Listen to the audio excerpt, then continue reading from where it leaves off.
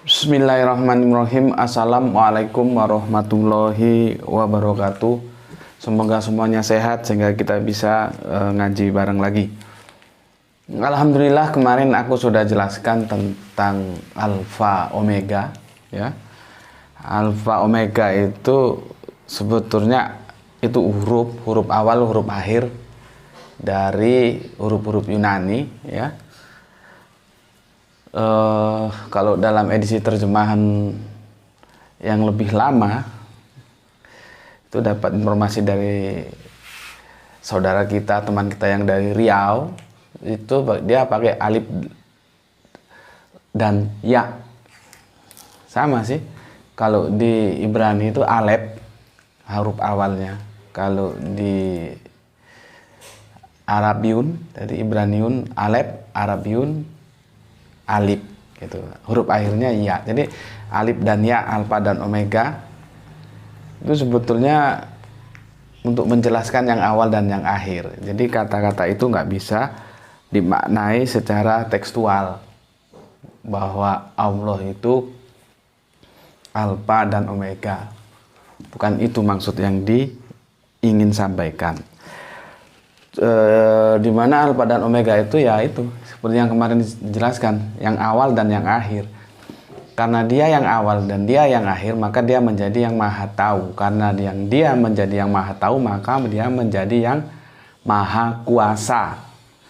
Kenapa nama itu bisa disemat oleh Yesus? Ya karena nama itu diberikan oleh yang punya nama. Yang punya nama siapa? Ya Allah itu sendiri. Jadi artinya itu pemberian gelar, bukan berarti bahwa Yesus terus menjadi Allah, gitu ya. Sekarang kita diskusi ke berikutnya tentang topik kita sekarang, relativitas. Ya. Relativitas itu gimana? Pakai F ya? Vitas Yesus. Relativitas Yesus, benar nggak sih Yesus itu relatif? Loh. Benar nggak sih Yesus itu relatif? Banyak ayat-ayat di dalam Al-Quran itu, di dalam Al-Quran tentu. Tapi aku tidak akan menggunakan Al-Quran dulu, kita menggunakan Bible dulu. Banyak ayat-ayat di dalam Bible. Tentunya kan kalau Bible teman-teman Kristen menerima ini, karena itu kan kitab yang Anda imani. Nanti kalau aku menggunakan Al-Quran, tentunya Anda menolak karena Anda tidak mengimani Al-Quran, kan? Gitu. Jadi Al-Quran nanti khusus untuk teman-teman Islam apabila kita perlukan untuk aku jelaskan. Sementara kita pakai Bible aja. Banyak sih ayat Bible yang mengatakan bahwa Yesus itu ya relatif, gitu loh. Cuman biasanya teman-teman Kristen ketika diajukan ayat-ayat yang menunjukkan bahwa Yesus itu relatif, mereka akan menggunakan dogma yang selama ini telah meracuni mereka, yaitu yang disebut dengan dogma Dui Natur, yang kemarin sudah kita kupas tuntas. Jadi kapan Allah itu jadi manusia, kapan itu manusia jadi Allah, itu seperti AC/DC gitu loh. Bisa diatur-aturnya dengan apa? Dengan dogma Dui Natur itu. Konsekuensinya Yesus juga begitu. Kalau misalkan nampak kemanusiaannya, oh ini manusianya ini Pak, gitu. Terus nanti kalau nampak sesuatu yang supranatural, yang di luar kemanusiaan, dia bilang, ini Yesus Allah ini, gitu. Padahal yang supranatural itu adalah mukjizat, gitu loh. Menghidupkan orang mati itu bukan kuasa penuhnya yang dimiliki Yesus, bukan. Itu mukjizat, dan mukjizat itu diberikan kepada semua nabi. Sehebat-hebatnya Yesus bisa menghidupkan orang mati, Yesus tapi kan nggak bisa membelah bulan. Sehebat-hebatnya Kanjeng Nabi Muhammad membela bulan, Nabi Muhammad tidak pernah ada satu riwayat pun bisa menghidupkan orang mati. Sehebat-hebatnya Nabi Muhammad bisa membela bulan, Sehebat-hebatnya Yesus bisa menghidupkan orang mati, tapi mereka berdua nggak bisa membelah lautan seperti Kanjeng Nabi Musa. Semua sehebat-hebatnya Kanjeng Nabi Musa bisa membelah laut, tapi dia tidak bisa membelah bulan dan dia tidak bisa menghidupkan orang mati. Kan begitu. Jadi itu semua kelebihan-kelebihan yang diberikan kepada para utusan-utusan Allah, dan itu sifatnya spesifik. Artinya masing-masing punya kelebihannya sendiri-sendiri. Gitu. Sekarang yang namanya kelebihan itu sesuatu yang sangat lebih dan tidak ada yang menyamai. Itu namanya absolut. Ini dia, absolut. Absolut itu maha kuasa di atas yang sangat berkuasa sekali. Itu loh. Tidak ada yang menyamai dia, absolut namanya. Jadi dia maha kuasa, ya. Lawannya absolut ya relatif itu tadi. Lawannya absolut itu relatif. Kalau relatif ini masih di bawah, masih di atasnya ada yang relatif tuh pakai V ya, bukan pakai F, sorry.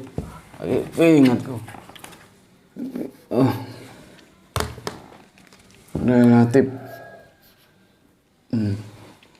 Jadi begitu. Relatif itu di bawah gitu, masih ada yang di atasnya.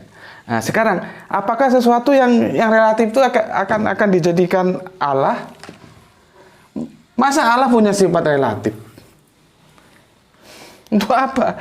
Untuk apa kalian punya Allah tapi nggak jagoan gitu? Allah itu harus jagoan karena dia maha kuasa. Begitu.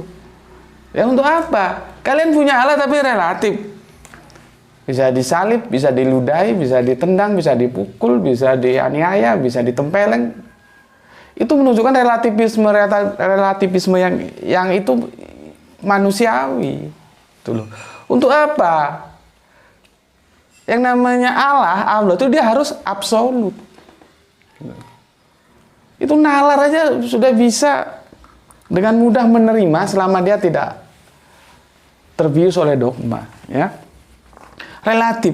Yesus itu relatif. Lalu bagaimana dia akan kalian terima sebagai Allah? Kalau misalkan kalian masih tidak juga percaya bahwa Yesus itu relatif, nanti kita lihatlah apakah kalian menerima atau tidak atas apa yang diucapkan Yesus sendiri. Itu ya. Nih, kita lihat. Jadi supaya clear gitu loh. Untuk apa punya Allah kok relatif? Punya Allah itu yang bisa menjadi Allah, salah satu karakternya itu dia harus absolut. Oke. Kita lihat di Yohanes ya 10:29. Kebiasaan nulisnya begini padahal ini nggak harus begini.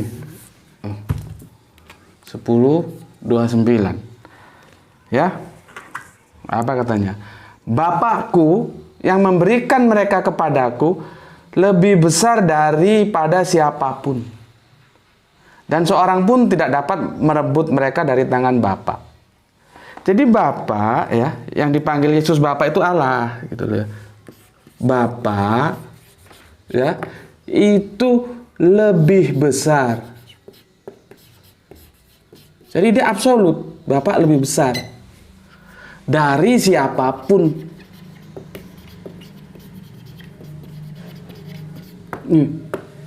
Ini Bapa ini lebih besar dari siapapun. Artinya ketika dia lebih besar dari siapapun, ini kan komparasi nih, pembanding.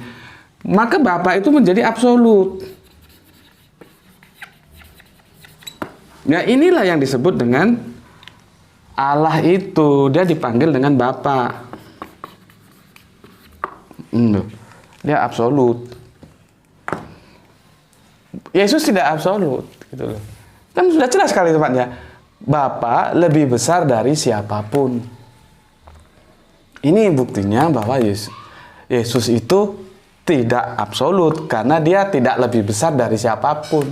yang lebih besar dari siapapun itu Bapa. Gitu loh.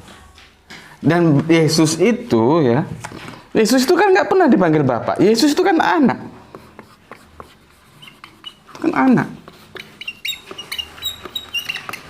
Ya kan?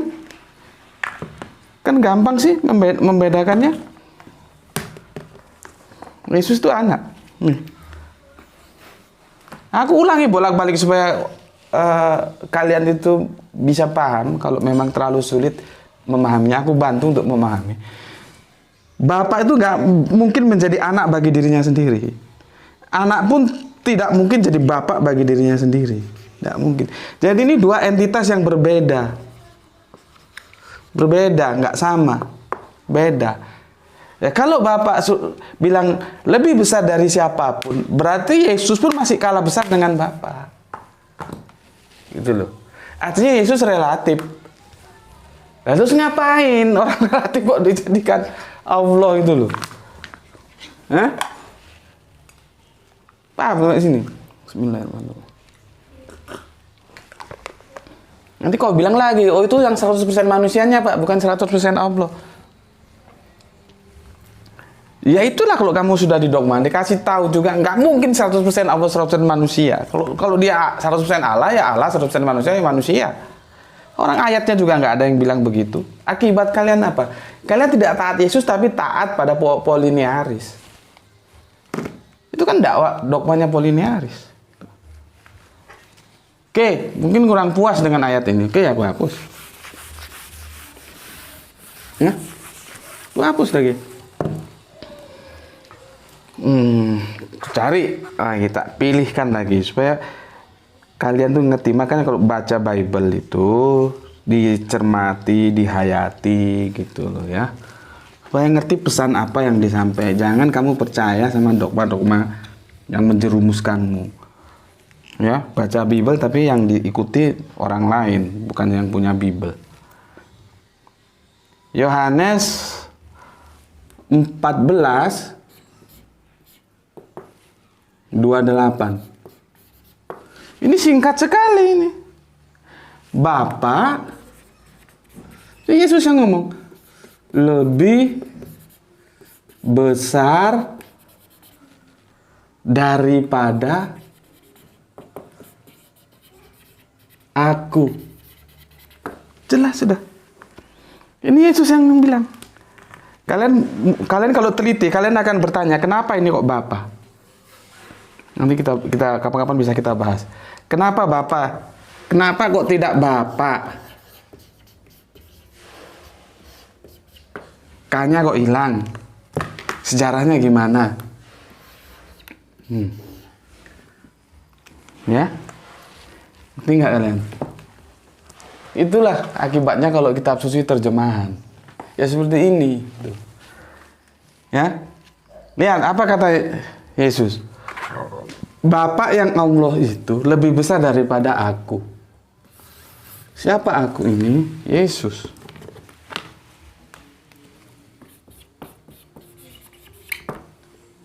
Yesus. Relatif kan? Ini Yesus sendiri ya. Tinggal kamu percaya nggak sama omongan Yesus?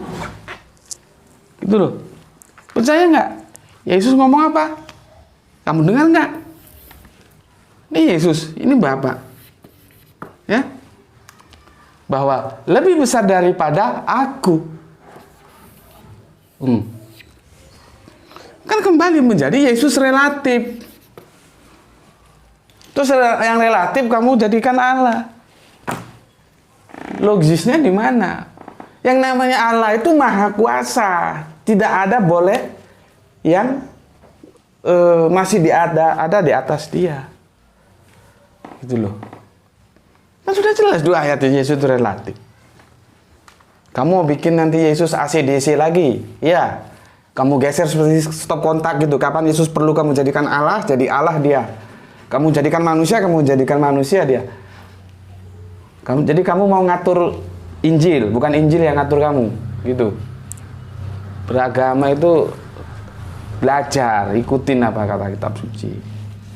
Bukan dogma aja yang kamu ikuti. Kamu dogma aja kasih tahu juga blow on-nya nggak hilang-hilang. Memuliakan Yesus itu bukan berarti harus menjadikan dia Allah. Itu tambah penghinaan. Kamu menghina Yesus, kamu menghina Bapa. Karena Allah itu adalah Bapa itu sendiri. Sekarang kalau kamu ini kurang puas, aku kasih lagi contoh. Ya, sebentar lagi mau adzan ini. Adzan duhur. Ya. Kalau kamu kurang puas, aku buktikan lagi satu contoh.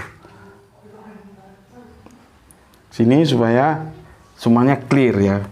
Markus, buka di kitabmu ini, Markus ya 13.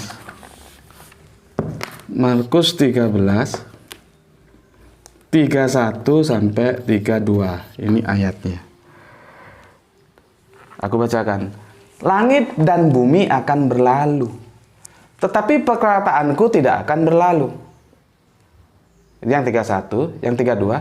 Tentang hari atau saat itu tidak seorang pun yang tahu. Tidak seorang pun yang tahu. Ngerti nggak kalimat tidak seorang pun yang tahu? Sulit nggak? Kamu paham nggak? Kalau nggak paham, di mana kamu belajar bahasa Indonesia? Gurumu yang blow on apa kamu yang blow on? Seperti kemarin, ngerti nggak? Satu-satunya itu ya satu, nggak ada yang lain. Yang kamu bilang satu-satunya masih ada yang lain. Inilah hidup yang kekal itu yang mengenal engkau satu-satunya Allah yang benar. Itu masih ada Allah lain. Apa sulit memahami kata satu-satunya? Itu juga ini. Tentang hari atau saat itu tidak seorang pun yang tahu. Malaikat-malaikat di sorga tidak. Dan anak pun tidak. Hanya Bapa yang tahu. Hanya Bapa saja. Jadi ya, langit, bumi ini berlalu itu artinya hancur atau ini eskatologi atau kiamat. Kiamat itu sebetulnya kalau dalam bahasa perspektif Islam itu artinya kebangkitan gitu loh, bangkit gitu loh. Maka tapi nggak apa-apa lah, dalam dunia Kristen masih menggunakan kiamat, aku ikuti aja lah kiamat ya. Langit dan bumi itu kiamat. Kapan kiamat ini? Waktunya kapan? Sudah dijawab dengan Yesus tentang hari itu, tidak seorang pun tahu. Malaikat tidak, anak pun tidak. Ya. Hanya Bapa saja, ya. Aku baca lagi. Langit dan bumi akan berlalu, tetapi perkataanku tidak akan berlalu. Tetapi tentang hari atau saat itu tidak seorang pun tahu. Saat apa? Saat langit bumi ini hancur lebur, tidak ada yang tahu. Malaikat di sorga tidak, anak pun tidak. Anak itu berarti Yesus sendiri, dia mengatakan dirinya anak. Anak pun tidak, hanya Bapa yang tahu. Hanya Bapa, tak pakai K ya. Hanya Bapa yang tahu. Artinya ketika hanya Bapa yang tahu tentang kapan langit bumi itu hancur atau yang kalian sebut kiamat itu, artinya otoritas kiamat itu ada di tangan Bapa. Tunggal, kekuasaan tunggal, otoritas tunggal. Ini absolut namanya. Tunggal dia. Jadi Yesus itu tidak absolut. Kenapa? Pengetahuannya, kekuasaannya itu masih di bawah Bapa. Hanya Bapa nanti yang menentukan kapan kiamat. Bagaimana kalau misalkan Yesus kiamat bilang tanggal 1, sedangkan Bapa bilang kiamat tanggal 5. Keputusan mana yang terjadi? Ya keputusan Bapa, karena Bapa itu yang maha kuasa. Kalau begitu artinya apa? Yesus tidak kuasa. Terus kamu jadikan Allah. Itu loh. Paham? Ini sudah membuktikan. Menentukan kiamat. Yesus tidak tahu. Kamu jadikan Allah. Ya? Ini sudah nampak relatifnya. Taruhlah. Ini udah jelas ya ini ya. Bahwa Yesus itu relatif. Artinya dia tidak punya syarat jadi Allah. Sekarang taruhlah, kita keluar dari ini. Aku kira udah jelas lah cukup ini bahwa Yesus itu relatif. Taruhlah sekarang sama kuatnya, ya, sama kuatnya. Katakan ini Roh Kudus nggak kita bicarakan dulu lah ini, ya.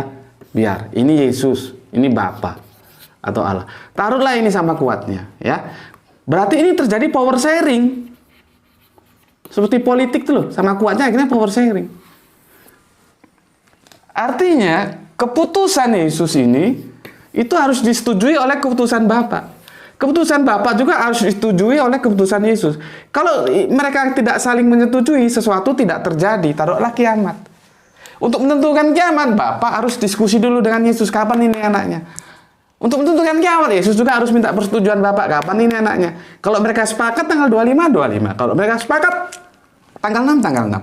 Nah, adanya bentuk power sharing seperti ini tambah buyar, tambah ini menjadi relatif semua, bukan Allah semua, nggak ada Allah yang relatif gini. Ya. Oke, itu penjelasan hari ini.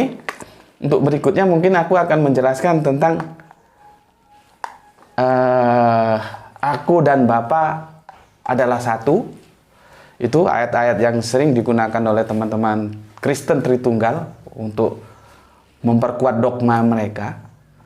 Aku dan Bapa adalah satu. Untuk yang berikutnya tentang ketika Thomas mengatakan ya Allahku ya Tuhanku, itu bagaimana sebetulnya, apakah memang Yesus itu terus Allah gitu. Nanti akan kita bicarakan satu-satu. Pokoknya kalian sabar lah ya, karena aku juga harus berbagi waktu gitu. Oke, itu dari aku. Assalamualaikum warahmatullahi wabarakatuh.